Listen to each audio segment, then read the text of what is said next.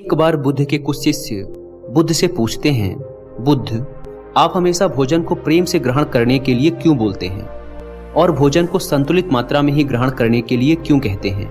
क्या अगर हम उस भोजन को प्रेम से ग्रहण नहीं करेंगे तो क्या वह भोजन नहीं रहेगा, या फिर अगर हम भोजन को ज्यादा मात्रा में ग्रहण करेंगे तो क्या वह विष का कार्य करेगा? बुद्ध ने कहा, हम जैसा भोजन ग्रहण करते हैं हमारे विचार उसी के अनुसार होते चले जाते हैं। भोजन से यहाँ बुद्ध का मतलब उन सभी चीजों से है जो भी हम ग्रहण करते हैं, फिर चाहे वो खाद्य पदार्थ हों या फिर जानकारी, ये दोनों ही चीजें हमारे जीवन को गहराई से प्रभावित करती हैं। बुद्ध अपने शिष्यों से कहते हैं, मैं तुम्हें एक छोटी सी कहानी सुनाता हूँ, इससे तुम इस बात को अच्छे से समझ पाओगे। एक समय की बात है, एक साधु जंगल में अपनी कुटिया बनाकर रहा करते थे। जो भी व्यक्ति उनके पास अपनी समस्या लेकर जाता वह उसकी समस्या का पल भर में समाधान कर देते। धीरे धीरे आसपास के गांव के लोग भी उन साधु के पास अपनी समस्या का समाधान पूछने आने लगे और वो सभी की समस्याओं का समाधान कर देते। धीरे धीरे उनकी प्रसिद्धि गांव से नगरों और नगरों से राजधानी तक पहुंच गई।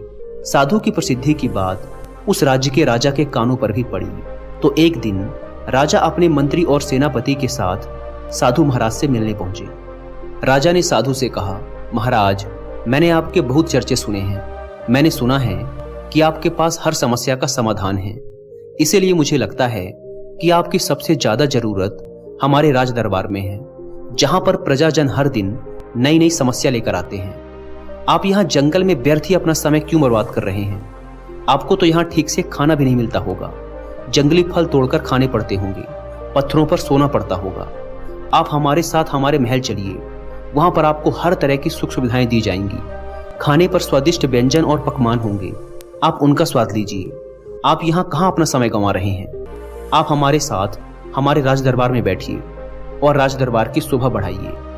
वह साधु उस राजा से बहुत मना करते हैं, लेकिन वह राजा नहीं मानता, उनके चरणों में गिर पड़ता है और अंततः वह उन साधु को अपने साथ महल ले जाता है। और महल में वह राजा उन साधु को हर तरह की सुख सुविधाएं देता है। धीरे धीरे समय बीतता है और समय बीतने के साथ ही धीरे धीरे साधु का व्यवहार भी बदलने लगता है। आप विश्वास नहीं करेंगे, उस राजा के महल में रहते रहते उस साधु का व्यवहार पूरी तरह से बदल जाता है। इस बात को वह साधु भी नहीं समझ पाता कि आखिर उसका स्वभाव इतना बदल क्यों रहा है। फिर एक दिन अचानक ही साधु मौका पाकर उस महल से भाग जाता है, लेकिन वह अपने साथ कुछ कीमती सामान लेकर भागता है, जिसमें रानी के हार, हीरे जवाहरात और कुछ कीमती मोहरें होती हैं। जब राजा को साधु की चोरी का पता चलता है तो वह अपने सिपाही उसके पीछे भेज देता है उसे पकड़ने के लिए। सिपाही हर जगह साधु को खोजते हैं, लेकिन वह उन्हें कहीं नहीं मिलता। वह साधु जंगल की तरफ भागता है और भागते भागते थक जाता है। तब जंगल के बीचों बीच आकर एक पेड़ के नीचे बैठ जाता है। जैसे ही वह उस पेड़ के नीचे बैठता है, पेड़ से एक फल टूटकर साधु के पास गिरता है।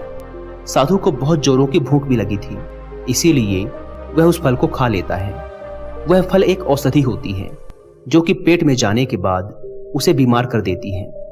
अगर बिना जरूरत के औषधि भी ली जाए तो वह भी शरीर को नुकसान पहुंचा सकती है। वह औषधि उस साधु को बहुत बीमार कर देती है। वह इतना बीमार हो जाता है कि उसकी मरने की हालत हो जाती है और उसका शरीर सूखकर एकदम एक लकड़ी के जैसा हो जाता है। अब उस साधु को विचार आता है कि आखिर मैं क्यों उस राजा के धन को लेकर भाग रहा हूँ। मैं तो एक संत था, ना जाने मुझे क्या हो गया कि मैं व्यर्थ में ही इस धन को लेकर भाग रहा हूँ। यह विचार आते ही वह साधु आत्मग्लानि के भाव से भर जाता है। उसे बहुत पश्चाताप होता है और वह महल वापस जाता है और राजा का धन वापस करने लगता है। यह देखकर वह राजा बड़ा आश्चर्यचकित होता है और साधु से पूछता है, जब तुम्हें वापस ही करना था तो तुम इस धन को लेकर भागे ही क्यों? यह सुन वह साधु राजा से कहता है, क्षमा कीजिए राजन, परंतु पिछले कुछ महीनों से मैंने आपका अन्न खाया है, इसीलिए मेरी सोच बिल्कुल आपके जैसी हो गई थी। वो तो भला हो उस वृक्ष का जिसने मुझे वह औषधि वाला फल दे दिया, जिसे खाने से मेरा शरीर बीमार पड़ गया और आपका जितना भी मैंने खाया था वह सब उस बीमारी में निकल गया। और तब जाकर मुझे होश आया कि मैं कितना गलत कर रहा था। वह साधु उस राजा से कहता है, आपका जितना भी धन है वो आपने मेहनत करके नहीं पाया, उसे या तो आपने छीना है या फिर वसूला है। इसीलिए इस धन के सेवन ने मेरी भी बुद्धि भ्रष्ट कर दी थी। कहानी खत्म करने के बाद बुद्ध शिष्यों से कहते हैं, जो भी हम ग्रहण करते हैं वही हमारे भविष्य को निर्धारित करता है। इसीलिए मैं आप सबसे कहना चाहता हूँ कि कुछ भी ग्रहण करने से पहले इस चीज को जरूर देखें कि जिसे आप ग्रहण करने जा रहे हैं वह कहाँ से आता है। क्या यह पाप से आता है, क्रोध से आता है, ईर्ष्या से आता है या फिर प्रेम से आता है। क्योंकि जो भी आप अपने भीतर ग्रहण करते हैं, चाहे वह भोजन हो या फिर विचार, ये दोनों ही तय करते हैं कि आपका भविष्य कैसा होगा। दोस्तों, आशा करता हूं कि आपको इस कहानी से कुछ अच्छा सीखने को मिला होगा। धन्यवाद।